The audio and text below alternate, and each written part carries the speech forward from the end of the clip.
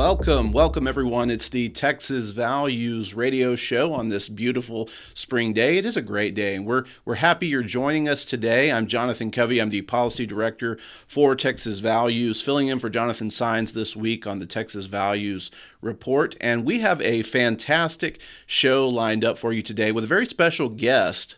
But before we get to her, just as a reminder, you can catch us every week on this station, KTXW 1120 The Bridge, or you can watch us on demand anytime on all of your favorite streaming platforms, iHeartRadio, Facebook, Spotify, YouTube. So our guest today is Mary Margaret Olohan, senior reporter for culture and politics at the Daily Signal, and also, and more importantly right now, author of a recent book, Detrans, True Stories of Escaping the Gender Ideology Cult. Mary Margaret, welcome to the show. Thanks so much for having me. I want to talk, obviously, about your new book, but before we get to that, sort of give us a little bit more background about yourself and how you got into this arena, the work that you've done in the past. And while you're answering that question, let me go ahead and throw out, if you'll just tell us, what is a detransitioner? Yeah. Well, first of all, I am a reporter, so I write for the Daily Signal right now. I've written for the Daily Wire and the Daily Caller in the past. I first started writing in 2019, but I should say that I'm a former homeschooler. I grew up in a big family of 11 kids, So am I. There you go. Catholic. Very, good times were had by all.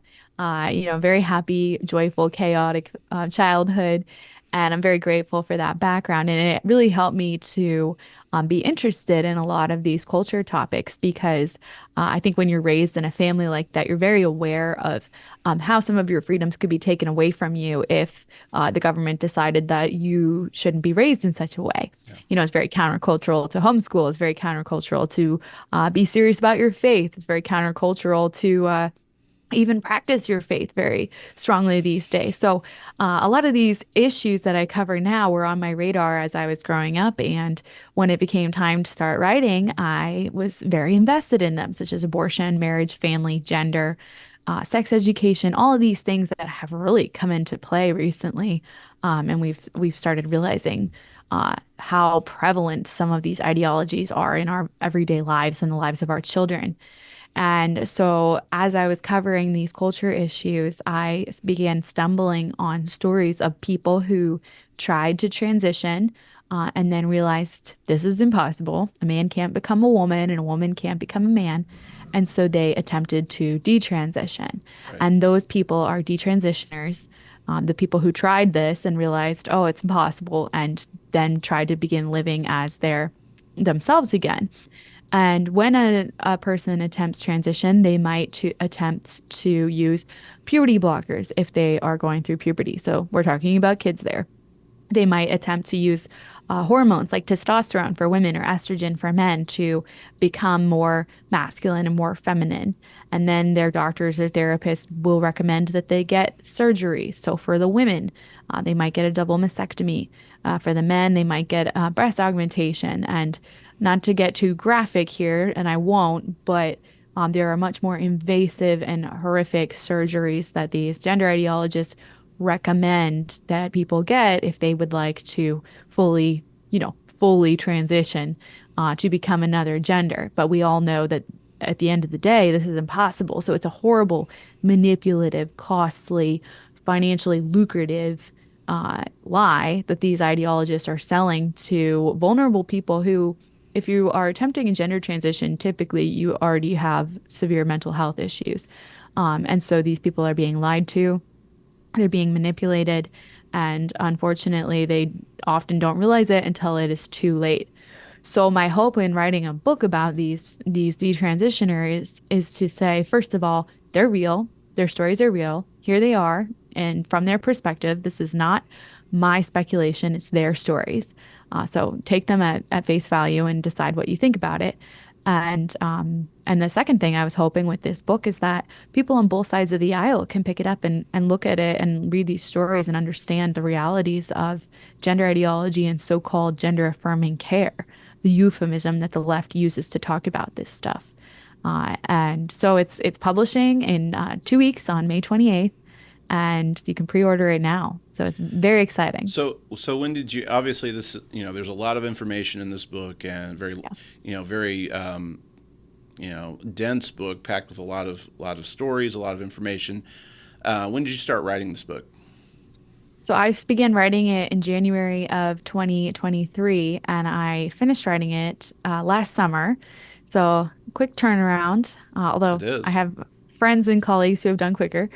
And that's crazy for me too, because as a reporter, usually I'll write a story and then it goes up the same day. Or if it's a Right. big deal story, we might wait until the weekend or something like that. So my timeline is usually very quick. So that was hard mentally to kind of say, all right, we're gonna do this 6 month long project. It's gonna take a long time to write, and then it's not gonna even be available to the public for a long time after that. Right. So it's taken some a lot of patience mentally, and then the actual act of writing the book is long and arduous, and emotional, I would say, for this Yeah. specific book because I spent a lot of time talking to young people who went through these procedures. So Chloe Cole, for example, she's one of the most high-profile detransitioners. We spent a long time talking through what's been done to her and her thoughts and feelings on the matter. And the book focuses on the stories of five individuals. Obviously, we talk about a lot of other people, but this book specifically focuses on five people. That's Yeah. Prisha Mosley, Chloe Cole, Helena Kirshner, Luca Hine, and Abel Garcia. Yeah. And I mainly focused on girls because this is very prevalent with young women lately. I also spent a while talking about young men and how this is affecting them. And then the last chapter of the book is about Abby and Yaley Martinez. This is a really tragic story that thought I was important to include because the rest of the book is about detransitioners who made it. Yeah. They're detransitioning. We're very thankful that they're living happier lives, that they're figuring things out, and they're gonna be okay, God willing. Right. This last chapter is about Yaley Martinez, a young girl who did not make it and who threw herself in front of a train after she had begun transitioning with the help of the California Department of Child and Family Services. She had been taken from her mother, who I spoke with for this book. And we had many emotional conversations about Abby's experience having her daughter taken by the state of California and her daughter subsequently committing suicide. And it's a really sad story, but I think very important to include and to help Abby to speak to people and say, this is what happened to my daughter, and I want people to be warned. Right. Uh, Yeah. so I mean, those are the main people. we've had, and I think you're right. It's a very difficult in some ways, difficult topic emotionally, just certainly with all of the young people that are involved in the very heavy things they're going through. Our team, we you may know Texas Values worked very hard on SB 14, which is the Texas version of the Help Not Harm bill, during the last state legislative session, and we did a lot of work with the author, Representative Tom Oliverson, sort of one of the leading organizations on this. But we got to know Chloe, got to know Prisha, got to know Abel, and certainly just hearing their stories multiple times, it takes some fortitude to be able to get that and really digest that. So there's a lot to unpack here, but let's start out with sort of, and you touched on this, but sort of why this book was necessary. Yeah. Because it is necessary, and due in large part to the fact that these stories are being told, literally not being told almost anywhere else, right? And Right. even worse than that, the major media organizations, the major medical organizations, and high-profile lawmakers, they've all sort of lined up in defense, and I'm putting this in air quotes, in defense of gender-affirming care. So what's going on here? What is this, and how is your book sort of helping address that? Yeah, I think this plays into a larger theme of establishment media and all major medical organizations deciding what the narrative is going to be on this type of thing. And I guess more broadly speaking, um, establishment media and democratic politicians, and then, a lot of corporations are on the same page when it comes to ideology, specifically gender ideology. So right now, the attitude in our country is there is a set of rules on gender ideology that are acceptable to talk about, acceptable to push. Differing viewpoints are not acceptable, and if you present them, you're hateful and bigoted, and you deserve to be publicly slandered and embarrassed. Obviously, there are many, many Americans who do not agree with that. The polling on all of this shows that most Americans don't want kids transitioning uninhibited as minors. Most Americans don't want men in women's spaces, such as locker rooms, and bathrooms, or on women's sports teams. So Americans are not on board with this very one-sided approach. Yet we have the Biden administration, for example, saying that so-called gender-affirming care is vital for trans youth, and that if they don't get it, that trans youth are in danger. That's the same lie that medical groups are pushing when they tell parents, would you rather have a dead daughter or a living son, and convince parents to transition their kids. So we have a lot of pushback from these top politicians and organizations, and then establishment media is all too willing to ignore the stories of detransitioners or to paint them a certain way. So they'll often say, if they mention detransitioners like Chloe, who has become big enough that she's kind of forced these outlets to acknowledge her.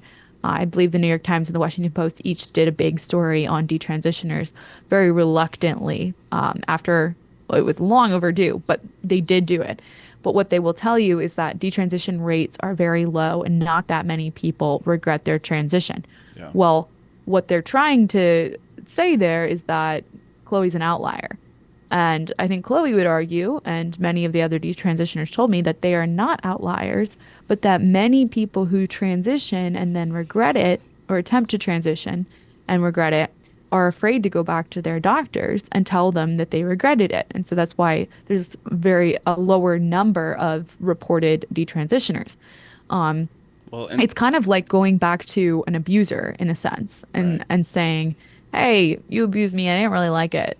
It's an right. uncommon thing to do when you have been through this trauma, and you deeply regret it.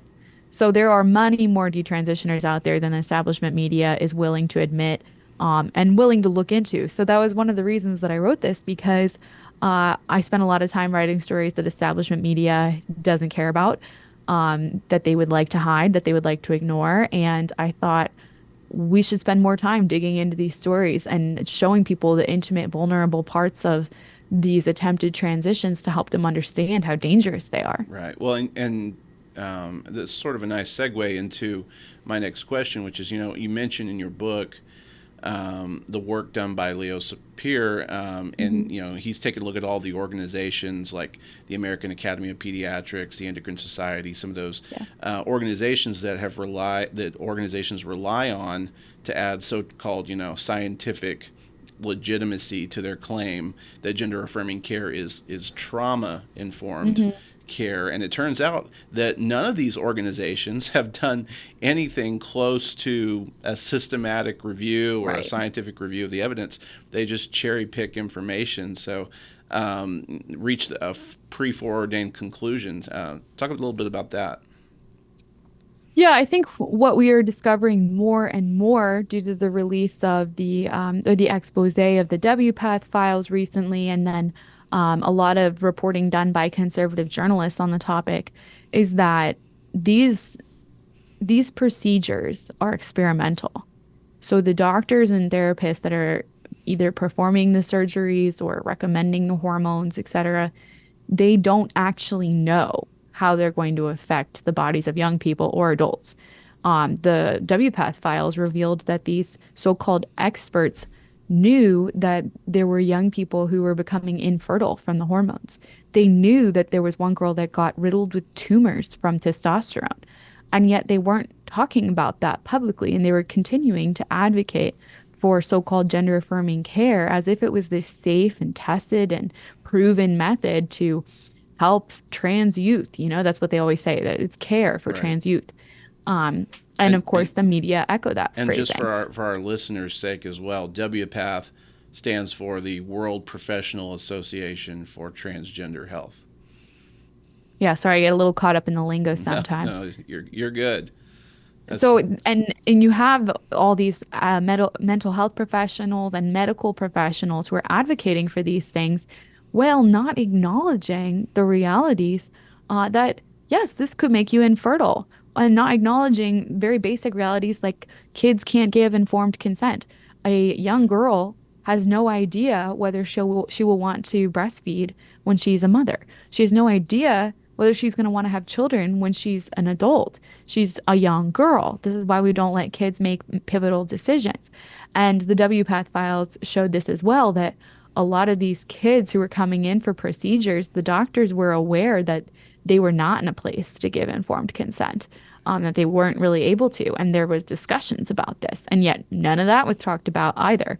And so these types of exposés really help us understand that the doctors and medical professionals involved here are not super interested in the facts and in science and in truth. They're far more interested in pushing an agenda, and it's an agenda that is deeply hurting our children and our youth and our adults. right. Well, this book is about the stories of detransitioners, and I think a very important contribution to this story is a story of Prisha Mosley. We had the opportunity, our team did, to hear Prisha's story last year when she came and testified at the Texas legislature during the passage of SB 14. And I think her story is important for a lot of reasons, but I think one of the most important is that this decision that kids make, that adolescents make, it isn't just made in a vacuum. And I think your title of your chapter, The Slippery Slope, sort of encompasses that. What is the slippery Yeah. slope? Yeah, I use that phrasing because I think it helps people visualize or understand how dangerous this is. The slippery slope for the detransitioners in my book that I spoke with typically started with feeling lonely, feeling ostracized at school, having a bad parental situation, whether it was their parents are going through a divorce or they just didn't have a good relationship, or there was a alcoholic parent. But what typically happens, and this is what happened with these young people, is they're on social media. They're seeing a lot of depictions of femininity or masculinity that they feel like they don't match up with. That's definitely a big part of this. And they're encountering gender ideologists online who are saying, "Oh, you don't feel like you're a woman? It's probably because you're a man." Or they're encountering I can't I can't speak. They're encountering adults who are behaving in very grooming like ways, and asking them for inappropriate pictures or encouraging them to behave in certain ways. And a lot of these things will send them down this slippery slope towards more pro-trans content, or towards more dangerous activities, such as sending sexual pictures to adults, some of whom.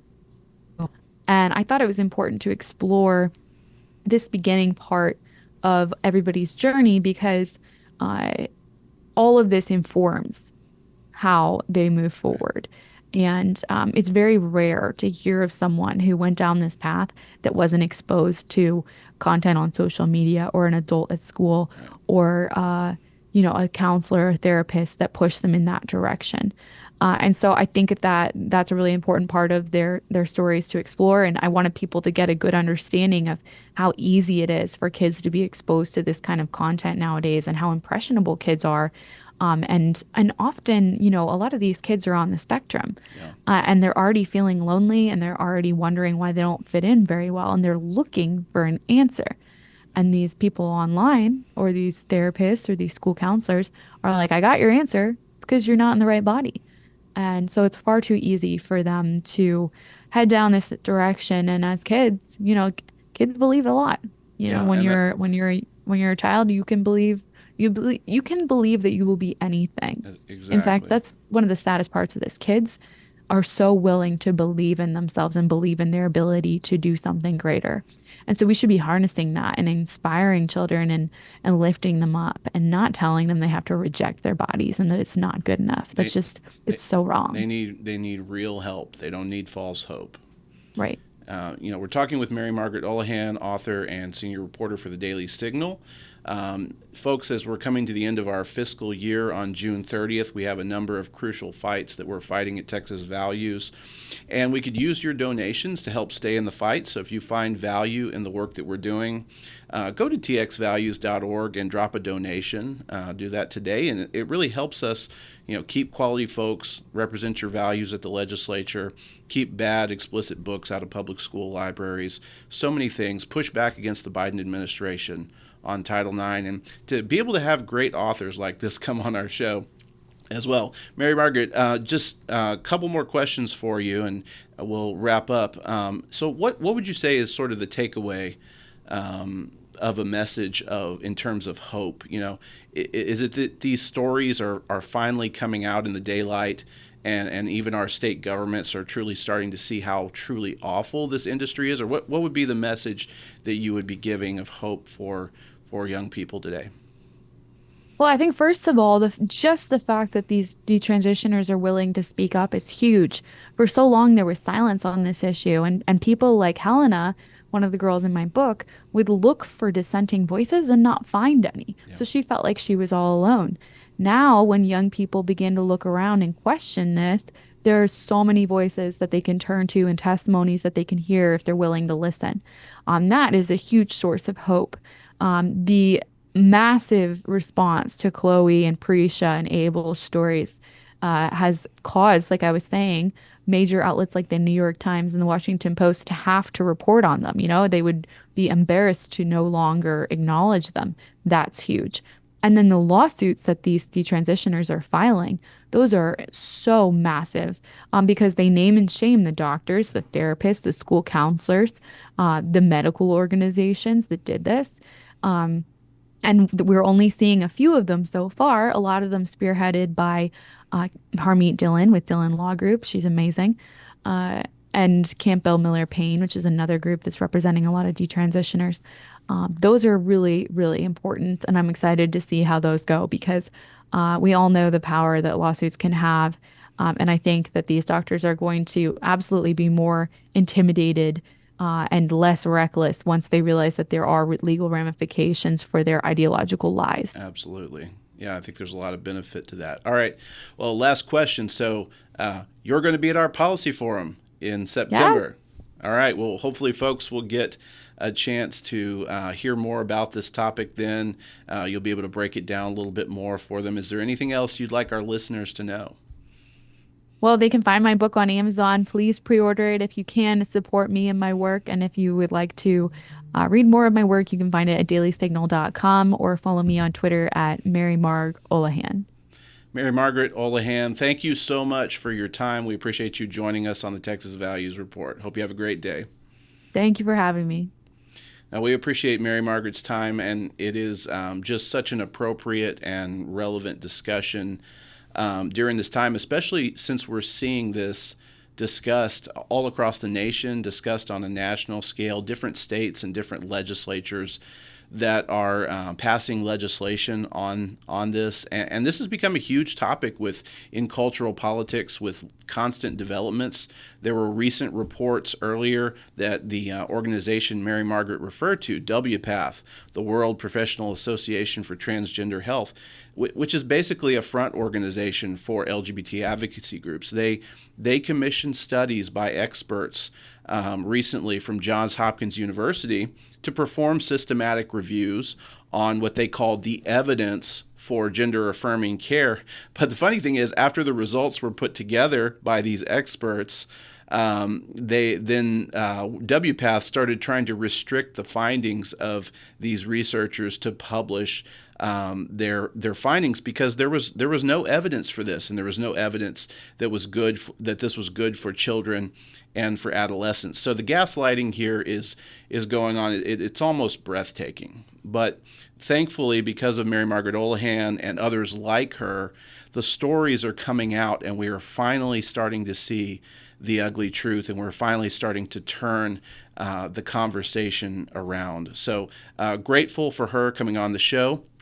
And we are coming to the end of our show, but want to remind you of a couple things. So don't forget our 7th annual Texas Faith, Family, and Freedom Forum. It's coming up September 13th through 14th, 2024. So not too far away. It's going to be at Great Hills Baptist Church here in the Austin, Texas area. And we have a number of really exciting, really great confirmed speakers, including Representative Tom Oliverson, Senator Bob Hall, Dr. Eten Heim. He's a whistleblower on the child gender modification issue. Melissa Oden, the founder and CEO of the Abortion Survivors Network, and of course, Mary Margaret Olohan, whom we just spoke with today. We want to thank all of our faithful listeners and supporters and say if you find value in the work that we're doing, you can make a donation at txvalues.org. We would greatly appreciate that. And as always, if you want more information on the work that Texas Values does, we have it on txvalues.org, our website, so that we can continue to keep these fights going, employ high-quality people. As we've said so many times on this podcast, government belongs to those who show up, and here at Texas Values, we are dedicated to being your voice in the government and your boots on the ground for social conservative issues. This is Jonathan Covey inviting you here back next time as we continue to lay down a vision for the next conservative generation.